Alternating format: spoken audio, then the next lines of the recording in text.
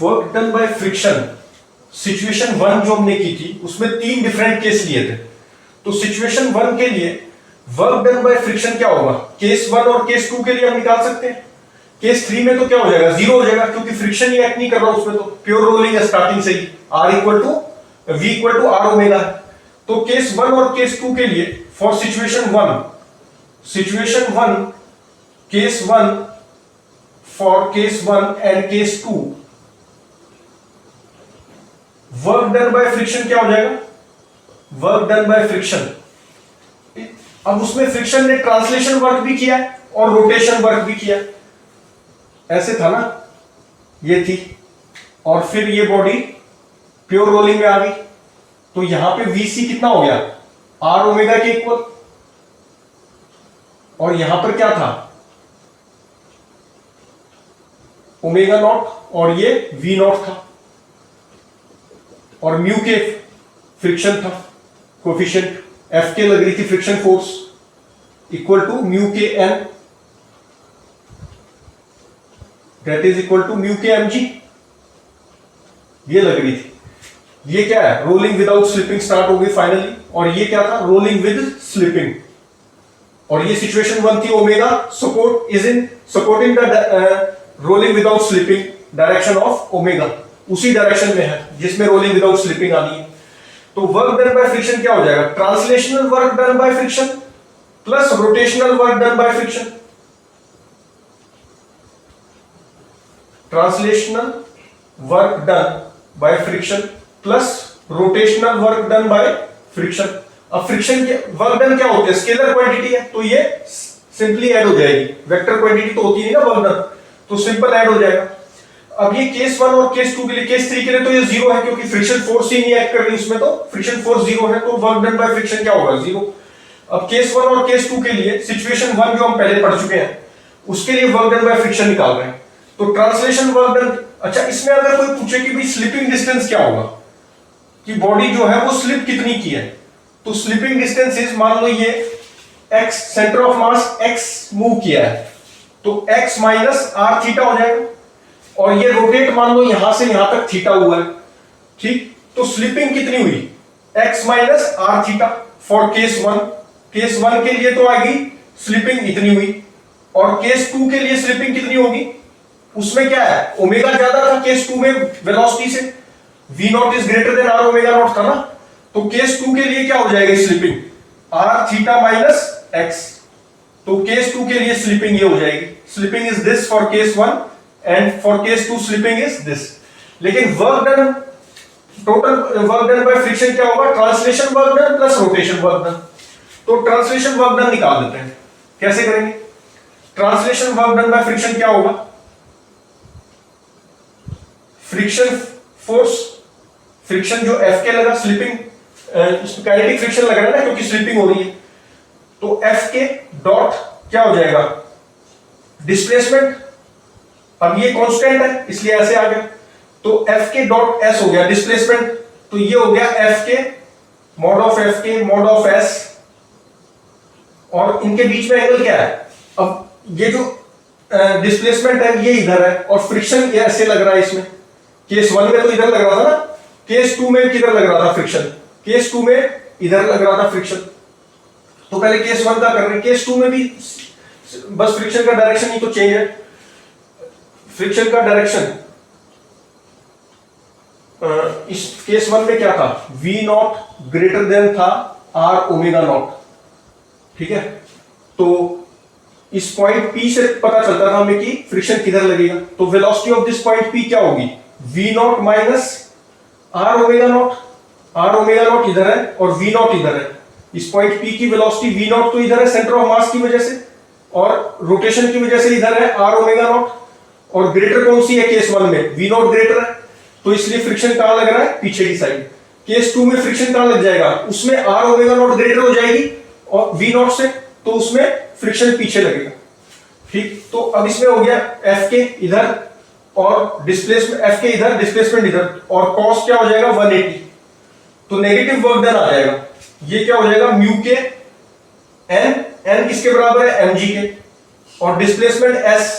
ये निकाल लेते हैं और ये माइनस आ गया cos 180 की वजह से। तो s कैसे निकाल लेंगे, यहां पर vc हो चुकी है, vc is equal to v not square minus 2as acceleration of centre of mass ac into displacement s। तो यहां से s आ जाएगा vc का स्क्वायर माइनस v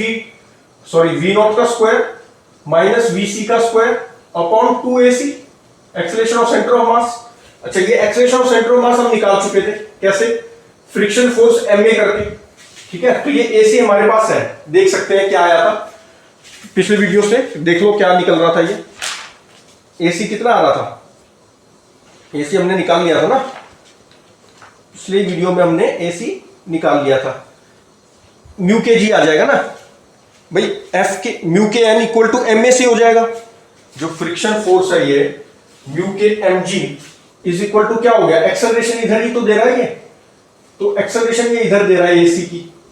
तो M A centre of mass, तो यहां से एम एम कैंसिल, तो ए सेंटर ऑफ मास कितना आ गया, म्यू के जी अपॉन म्यू के जी आ गया खाली, तो 2 और ये क्या हो जाएगा म्यू के जी, और ये वीसी भी हम निकाल चुके हैं, ठीक, और वी नॉट भी पता है हमें, ठीक है, ये सब चीजें हम निकाल चुके। वीसी क्या हो जाएगा, we not plus mu K G T, ये जो वीसी है ये क्या है, वी नॉट प्लस म्यू के, ये हम निकाल चुके हैं तीनों चीज, टाइम भी निकाला था, वीसी भी निकाला था, और वो सब निकाल चुके हैं। तो ये कितना आ गया, V not square minus V square by 2 mu K G आ गया, ठीक है। डिस्प्लेसमेंट अब इसको यहां पे रख दो डिस्प्लेसमेंट को, तो ये क्या बन जाएगा, minus mu K G mu K M G, और इनटू डिस्प्लेसमेंट है V not square minus V C square upon 2 mu K G. यहां से क्या होगा, म्यू के कैंसिल हो रहा है, जी कैंसिल हो रहा है, ठीक, तो ये आ गया जो भी आ रहा है। अब रोटेशनल वर्क, अब ये क्या है, नेगेटिव है, क्योंकि फ्रिक्शन इधर जा रहा है और वेलोसिटी इधर है, डिस्प्लेसमेंट इधर है, तो work done by friction negative आ रहा है। Rotational work done by friction क्या हो जाएगा, rotational work done by friction is torque dot theta, ठीक, टॉर्क क्या हो जाएगा, friction into radius, friction force into radius dot theta. अब फ्रिक्शन फोर्स कितनी है, म्यू के एम जी, और ये अब टॉर्क किधर लगेगी, सेंटर ऑफ मास के अबाउट लगा रहे हैं ना, तो आर तो ये हो गया इसके अबाउट, तो आर क्रॉस एफ होता है, एफ इधर है, तो आर क्रॉस एफ अंदर की साइड टॉर्क आई, और थीटा क्या है, रोटेट भी ऐसे ही कर रहा है, थीटा भी अंदर की तरफ, तो दोनों के बीच में एंगल कितना हो गया, 0, तो cos 0 आ गया। तो ये चीज आ गई। अब थीटा निकालना है, जैसे s निकाला था, अब थीटा भी निकाल लो। कैसे निकाल लेंगे, omega square final angular velocity ये वाली, this is equal to omega not square minus 2 alpha theta. तो यहां से क्या होगा, थीटा निकाल लो, थीटा कितना आ जाएगा, omega not square minus omega square upon 2 alpha, और अल्फा हम पहले ही निकाल चुके हैं, जैसे एक्सेलरेशन निकाल ली थी, अल्फा कितना आ रहा था, अल्फा जो हमने निकाला था वो कितना आ रहा था, friction force upon M K square कर दिया था ना, mu K M G R upon alpha is mu K M G R, ये क्या है, टॉर्क है, mu K M G R, friction into R, torque हो गई, अपॉन में क्या होगा, M K square, radius of जाइरेशन से किया था, तो ये कैंसिल हो गया, तो mu K ji are bye के स्क्वायर हो गया, तो ये आ गया omega not square minus omega square upon 2 into angular acceleration, ये कितनी है, म्यू के जी आर अपॉन के स्क्वायर,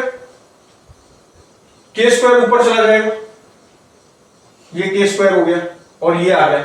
तो ये हो गया थीटा, थीटा को पुट कर देंगे तो रोटेशनल वर्क डन आ गया। तो rotational work done by friction कितना आ रहा है, mu K M G are cos 0 1 होता है, दिस इज इक्वल टू 1, और ये इंटू थीटा, थीटा मतलब this thing, omega not square minus omega square upon 2 mu K ji are, और ये ओमेगा भी हम पहले निकाल चुके हैं फर्स्ट वीडियो में, वीसी भी निकाल चुके थे, वो पुट कर सकते हैं, ये म्यू के से म्यू के कैंसिल हो गया, जी आर से जी आर कैंसिल हो गया, तो ये आ गया, ठीक है, mu K ji are cancel हो गया, तो कितना आ गया, एम के स्क्वायर, ये के भी तो है, के स्क्वायर, ये के स्क्वायर भी है, तो ये कितना आ जाएगा mk² अपॉन 2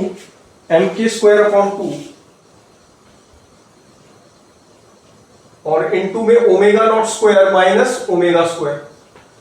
ठीक, तो ये rotation work done by friction क्या है, ये पॉजिटिव वैल्यू आ रही है क्योंकि omega naught greater than omega है, तो ये पॉजिटिव आई। और translation work done by friction क्या आ रहा है, नेगेटिव आ रहा है क्योंकि VC less than V not है। ठीक है, तो अब दोनों को ऐड करेंगे तो total work done by friction आ जाएगा m/2 और V not square minus VC square है ये, और ये mk²/2 ओमेगा स्क्वायर, दोनों को ऐड करेंगे तो क्या मिल जाएगा, वर्क डन बाय फ्रिक्शन आ जाएगा। अच्छा, ये थोड़ा सा लेंथी प्रोसेस हो जाता है वर्क डन बाय फ्रिक्शन निकालने का। स्मॉल प्रोसेस क्या हो सकता है, शॉर्ट प्रोसेस क्या हो सकता है, work done by friction is equal to kinetic energy final minus initial, यही तो होगा जो चेंज इन काइनेटिक एनर्जी है। This is actually change in kinetic energy, delta KE। Change in kinetic energy is final kinetic energy minus initial, और ये क्या है, finally कम है, इनिशियल ज्यादा थी क्योंकि ये कम हुए हैं फ्रिक्शन की वजह से, तो वर्क डन बाय फ्रिक्शन क्या आएगा, नेगेटिव आएगा। अच्छा, और हीट क्या हो जाता है, kinetic energy final minus initial, पहले लिख लो, तो ये हो गया हाफ m, ये होगी translation kinetic energy half m VC square plus half या V नॉट, ये फाइनल है ना, तो फाइनल तो VC है, और हाफ I ओमेगा स्क्वायर,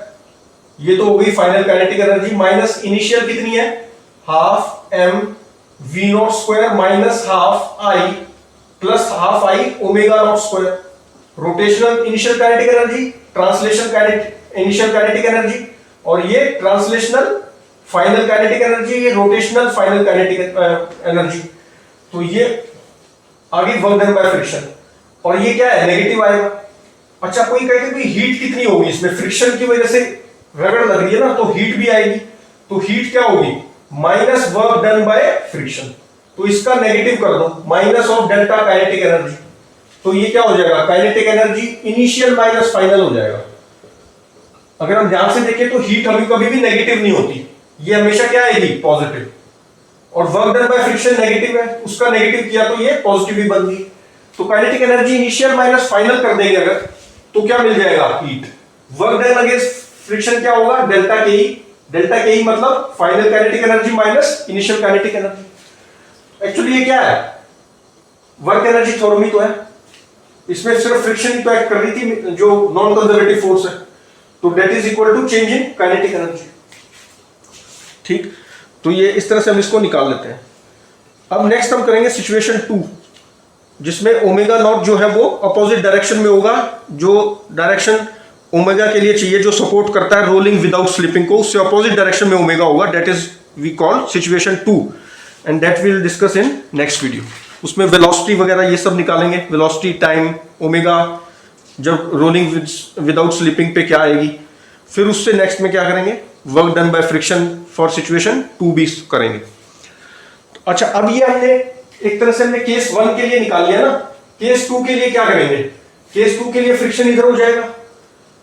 तो इसमें जो है work done, translation work done by friction क्या होगा, वो पॉजिटिव आएगा, और रोटेशनल वर्क डन नेगेटिव हो जाएगा, बस इतना ही फर्क पड़ना है।